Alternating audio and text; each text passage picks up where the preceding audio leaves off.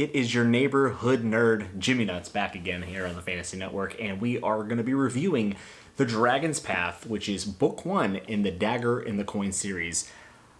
It's pretty good, okay? It's pretty good.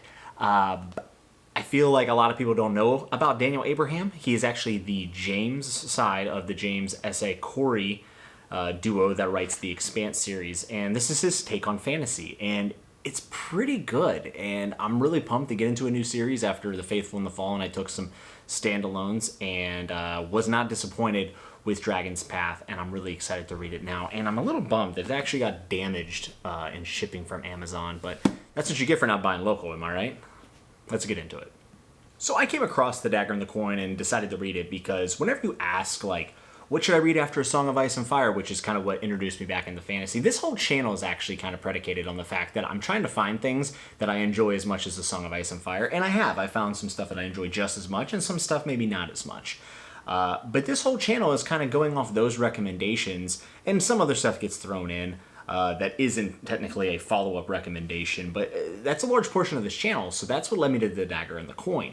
A lot of people will recommend Wheel of Time, First Law, and another one you see a lot, especially on Reddit, is The Dagger and the Coin, which sounds about exactly what it is. It's about a banker, and it's also about war, and it's a lot about politics. And some people might hear politically driven fantasy, and they might get a little apprehensive about that because maybe it's a little bit boring. I will say I don't think this is going to be for everyone, but for those who did enjoy the throne room politics or the small council politics in Game of Thrones or any other series, even in Wheel of Time, I think this is something that could really intrigue you.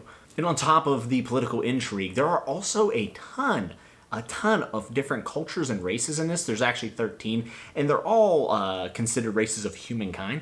But there's like bug people, there seems to be lizard people, there's even dog people. So for those who think political fantasy might be a little dry, that's not always the case. And I think this is a very good example of that.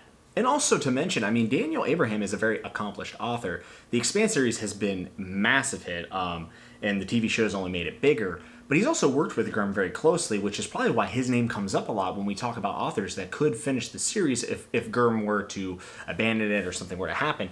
Daniel Abraham is absolutely on that short list. And based on the way he writes, he's the closest to Grimm that I've seen as far as world building and descriptions go. He also has that thing where he loves to describe food and different eating events, and I think that's something that Grimm really enjoys.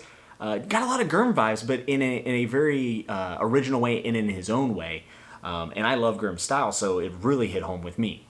And it took me a few chapters actually to get into Daniel's writing style. It's very clever, and there's a lot of subtleties almost to the point where I'd say I wouldn't mind rereading book 1, especially because for, an epic fantasy, it's only about 500 to 600 pages, which may seem like a lot, but compared to, the Wheel of Time and stuff, it's not. But I say that I would reread it because there's little subtle hints dropped out throughout the entire story, and he is pointed when he needs to be. He will write very pointedly and get to it when it's necessary, but he likes to take his time, and he's very clever.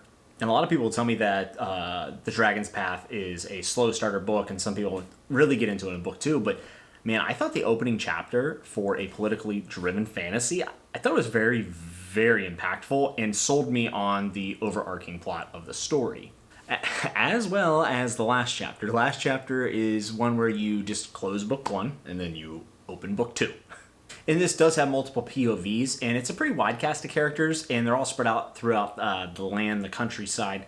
Map's pretty cool. I actually really enjoyed it. And we get something a little bit different in fantasy. Our characters are actually interacting at earlier stages, and I'm talking about pretty much all of the characters somehow connected, which usually in fantasy you see those ties and those threads come together at a later date, but that's not the case here, which I thought was kind of a breath of fresh air. And to note on that, not to get too much into book 2, I'm almost done with book 2. It's just these characters run into each other at multiple times, and they're not even really the same people, which, I mean, they're the same person, but they've changed a lot. And to see those different interactions at different points, really cool. And there is an overarching epic plot, but it's really only mentioned in the opening chapter, and then specifically in the last chapter. And everything in between has subtle hints, but in between is where we see Daniel Abraham shine. People who are going to enjoy this book are people who really get into character development, people who really enjoy world building. I think his world building is on the levels of George R. R. Martin, Tolkien, Sanderson, and Robert Jordan. Like, I would put him right there, if not just a little bit below. And you could tell that was definitely something that he looked forward to in this book. And he does it even more later in the series. But book one, he really lays a great foundation and balances it out with character development. And there's room to grow, which I really like. We didn't get all of the information in book one, and he was able to reveal a lot of the world building in unique ways, not just through dialogue or info dumps, but also there's plays in the book and kind of an acting cast, if you will. And he's able to kind of tell us about the world in the history of the world through these plays. And I just thought that was a really nice touch, a nice touch that I've only seen him do. You know, Tolkien had songs, George R. R. Martin had songs, and then Tolkien also had poetry. Well, Daniel Abraham used in-story plays. I think that's the thing I kind of liked about this is, like, after chapter one, I didn't know what to make of this. Like, I didn't know what kind of story I was getting myself into, and Abraham kind of throws you in the deep end. He doesn't give you all the answers at first. Like I said, he's very clever and on point when he needs to be. There are some things you're just going to have to be comfortable with not knowing, and sometimes I don't like that. It depends on my reading mood, really. And I was in for it on this, and I thought he did it just enough where there's a life preserver, and every few chapters you get a little bit closer to shore to get your feet in the setting and in the world. He's an author that you can cling on to a few words in a sentence and start thinking, well, does that mean everything in this story, or does it mean nothing? And I love that. I think I reread chapter one like 2 or 3 times just because I felt like I maybe found a piece later in the story that tied back to chapter one, and I think a lot of readers really enjoy that experience. And so a few of the characters, we have Getter, who, man, kind of reminds me of Harold from The Stand a little bit, if you've ever read that book. It kind of reminds me of that, but different. That is where a lot of the scholarly and politics come from, is Getter. He's perceived as kind of a goof and kind of a joke to a lot of people, but he's a lot more than that, and not all in a good way either. The characters here, you're going to get, if you enjoy gray characters, I think most of these fall into that category. There's Kithrin, who is essentially an orphan that wants to run a bank. You have Marcus, who is a sellsword with a very dark past, and he is something of an epic legend. There's some tropes in the book, but I think they're like unique spins on the tropes, and there's also a lot of original stuff. I haven't read a lot of books with bankers as the main character that I enjoyed. And then you have Dawson. Dawson might be my favorite character in the book, but it's also because I got to read, further into book 2. But Dawson is a man of honor, and he seems like he is a bit of a piece of shit. But he is a really good dad, and he seems to be an okay husband at the very least. And his family is very, very involved. It's interesting. It's somebody that holds his values and his beliefs no matter what. And you kind of see that theme in this book. The banker thinks everything as a transaction. The scholar, Getter, thinks of everything as history. And sometimes, if you have a hammer, everything looks like a nail. And that results in very bad situations. You can get yourself into quite a pickle with having a one-track mindset. And I think that's a big theme in this book. I really do.